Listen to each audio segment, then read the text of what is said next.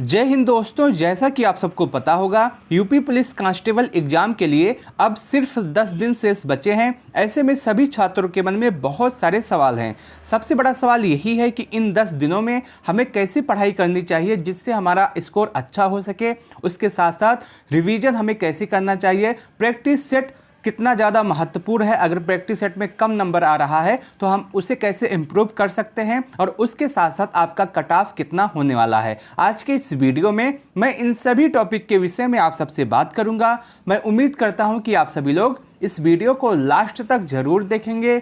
दोस्तों, यदि आपको यह वीडियो अच्छा लगे तो आप सभी लोग इस वीडियो को लाइक कर सकते हैं। अपने दोस्तों के साथ इस वीडियो को शेयर करना ना भूलें। दोस्तों, किसी भी एग्जाम को पास करने के लिए बस 3 चीज़ों की आवश्यकता होती है। सबसे पहले आप अपना पूरा सिलेबस कंप्लीट कर लिए हो, ज़्यादा से ज़्यादा रिवीजन कर लिए हों, और अत्यधिक जितना आपका हो सके उतना ज़्यादा प्रैक्टिस सेट आप लगा लिए हों। प्रैक्टिस सेट, रिवीजन और सिलेबस, बस यही 3 चीज़ आपने कर लिया है तो आप उस एग्ज़ाम में पास हो सकते हैं। आज के इस वीडियो में मैं इसी टॉपिक के विषय में बात करूँगा कि इन 10 दिनों में आप कैसे ये सभी चीज़ें कर सकते हैं, कैसे आप रिवाइज कर सकते हैं, कैसे आप प्रैक्टिस सेट लगा सकते हैं। अगर आपका प्रैक्टिस सेट में कम स्कोर हो रहा है तो आप उसको कैसे इंप्रूव कर सकते हैं। दोस्तों, सबसे पहले हम बात करते हैं कि मैं यह मान के चल रहा हूँ कि आपने पूरा सिलेबस कंप्लीट कर लिया है और अब आपको कुछ नया नहीं पढ़ना है। आपने जितना पढ़ लिया बहुत ही पर्याप्त है। आपका उसने में ही आपका अच्छा स्कोर हो सकता है। अब ज़्यादा पढ़ने की आवश्यकता आपको नहीं है। आप जितना ज़्यादा अब पढ़ेंगे आपको आपके दिमाग में उतना ज़्यादा कंफ्यूजन बढ़ता जाएगा। अब आप बिल्कुल भी ना पढ़े, अब सिर्फ और सिर्फ जितना पढ़ लिए हैं उसका रिवीजन करें। रिवीजन बहुत ज़्यादा ज़रूरी होता है किसी भी एग्जाम को पास करने के लिए। मान लीजिए आपने पूरा सिलेबस कंप्लीट कर लिया है, अगर आपने रिवीजन नहीं किया है तो आप जो सिलेबस कंप्लीट किए हैं वो आपका सिलेक्शन नहीं दिला सकता है। होता क्या है कि आपने जब पढ़ा है तो वो सिर्फ और सिर्फ 30% आपको याद होगा, और जब आप रिवीजन करेंगे तो वो आपका 70 से 80% आपका याद हो जाएगा, और जब आप प्रैक्टिस करेंगे तो आपका 100% हो जाएगा। इसीलिए जो सबसे ज़्यादा इंपॉर्टेंट होता है वो रिवीजन होता है। रिवीजन आपको ज़रूर करना चाहिए। अगर आप देखें तो आपके पास 10 दिन है। इस 10 दिनों में आप ज़्यादा से ज़्यादा रिवीजन करें और ज़्यादा से ज़्यादा प्रैक्टिस सेट लगाएं। मैं आपको बताऊँगा कि कैसे आपको प्रैक्टिस सेट लगाना है और कैसे आपको रिवीजन करना है। सबसे पहले अगर हम देखें तो रिवीजन कैसे करना है और प्रैक्टिस सेट कैसे लगाना है। दोस्तों, मैं आपको बता दूं, जैसे आज सुबह आपने प्रैक्टिस सेट लगाया, ठीक, और उसमें कोई भी टॉपिक गलत होता है। मान लीजिए आज आपने प्रैक्टिस सेट शुरू किया और उसमें जैन धर्म से आपका एक टॉपिक गलत हो जाता है, एक क्वेश्चन गलत हो जाता है, तो उसी समय आप पूरा एनालिसिस कीजिए और जैन धर्म का जो पूरा टॉपिक है आप उस पूरे टॉपिक को कंप्लीट कर लीजिए। इससे 2 फायदा होगा। पहला ये होगा कि आपका प्रैक्टिस सेट पे भी अच्छा स्कोर हो जाएगा और उसके साथ साथ आपका रिवाइज भी हो जाएगा। जैसे आपका गाधी युग से कोई क्वेश्चन गलत होता है तो गलत हो जाएगा, कोई दिक्कत नहीं, हम इसीलिए प्रैक्टिस सेट लगा रहे हैं जिससे हम अपनी गलतियों को खोज सके। मान लीजिए आपका गाधी युग से कोई क्वेश्चन गलत होता है तो उसी समय आप गाधी युग को पूरा रिवाइज कर लीजिए। अब यह मान के रिवाइज कीजिएगा कि इसके बाद यदि गाधी युग से कोई क्वेश्चन आता है तो हमारा गलत नहीं होगा। बस इसी तरह से आपको प्रैक्टिस करना है, इसी तरह से आपको रिवाइज करना है। 2 घंटे आप प्रैक्टिस सेट कीजिए।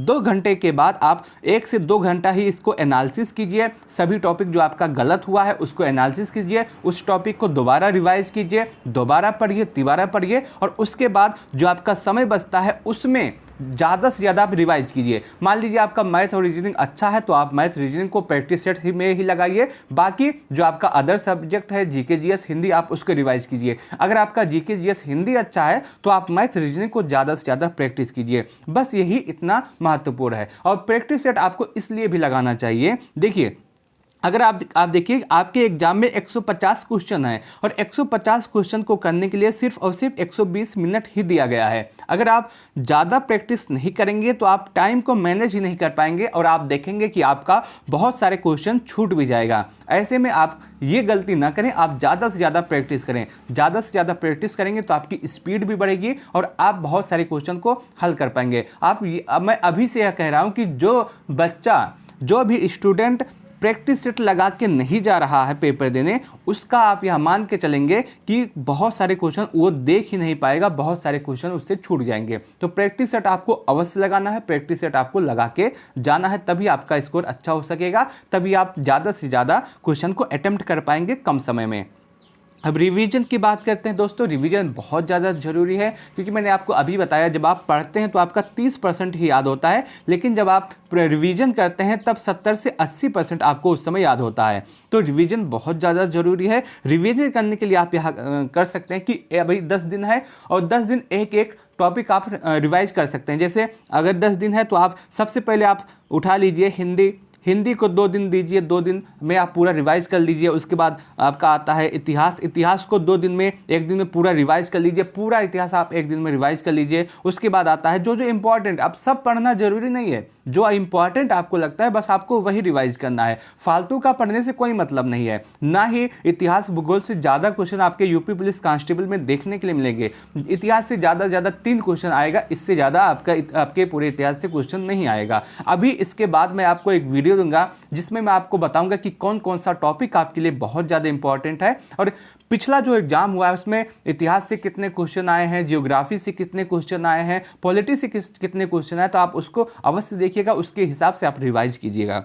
उसके बाद मान लीजिए आपने पॉलिटी उठाया, पॉलिटी को 1 दिन में पूरा रिवाइज कर लीजिए। अगर आप ऐसे करेंगे तो 10 दिन में आपका पूरा रिवाइज हो जाएगा, और इसके ज़्यादा आपको कोई आवश्यकता भी नहीं है। इतने में आपका बहुत ही अच्छा स्कोर हो जाएगा। बहुत सारे छात्रों का यह भी सवाल है कि मेरा प्रैक्टिस सेट में कम स्कोर हो रहा है तो क्या मेरा सिलेक्शन नहीं होगा। मैं आपको बता दूं, प्रैक्टिस सेट में अगर आपका कम स्कोर हो रहा है तो इसका ये मतलब नहीं कि आपका सिलेक्शन नहीं होने वाला है, क्योंकि जो प्रैक्टिस सेट आपको दिया जाता है वो थोड़ा सा हार्ड लेवल का ही होता है। जैसे आपने रोजगार विथ अंकित सर का प्रैक्टिस सेट लगाया होगा तो वो थोड़ा सा हार्ड लेवल के ही वो रखा जाता है। अगर आपने टेक्स्ट बुक पे प्रैक्टिस सेट लगाया होगा तो आपने देखा होगा कि टेक्स्ट बुक का भी लेवल थोड़ा सा हार्ड है, लेकिन इस तरह का क्वेश्चन आपके एग्जाम में नहीं पूछा जाता। इससे आसान ही क्वेश्चन आपके एग्जाम में पूछा जाता है। तो आप सभी लोग परेशान ना हो।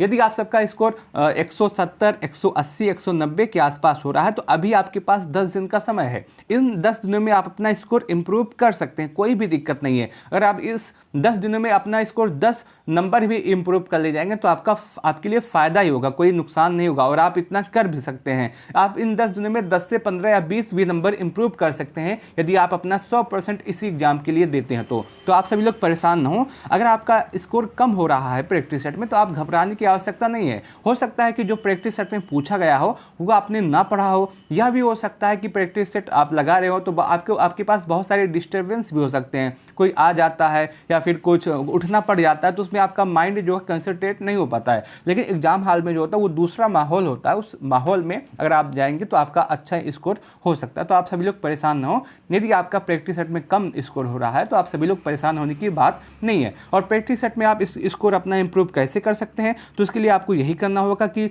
जो टॉपिक गलत होता है उस पूरे टॉपिक को आप उसी समय रिवाइज कर लीजिए। मैंने अभी आपको बताया, जैसे आपका सल्तनत काल से कोई भी क्वेश्चन गलत हुआ, हिंदी में पर्यायवाची से कोई क्वेश्चन गलत हुआ, तो आप उसी समय पूरे सल्तनत काल को, पूरे पर्यायवाची को रिवाइज कर लीजिए। वो आपके लिए बहुत ज़्यादा महत्वपूर्ण होगा। और आप यही सोच के रिवाइज कीजिएगा कि आज के बाद यदि इस टॉपिक से कोई क्वेश्चन आता है तो वो हमसे गलत नहीं होगा, गलत नहीं किया जाएगा। और उसके बाद इसी तरह आपको मैथ में भी करना है, इसी तरह आपको जीके जीएस पॉलिटी और सभी टॉपिक आपको करना है। इससे ज़्यादा आपको कुछ नहीं करना है और आपका स्कोर अच्छा ही होगा। बहुत सारे बच्चों के मन में यह भी सवाल था कि आपका कट ऑफ कितना जा सकता है, क्या कट ऑफ आपका 220, 230, 240 के आसपास रहने वाला है या नहीं। मैं आपको बता दूं, आप अभी कट ऑफ को लेकर के परेशान न हो। यदि पेपर आपका हार्ड आएगा तो कट ऑफ कम जाएगा, यदि पेपर आपका इजी आएगा तो कट ऑफ ज़्यादा जाएगा।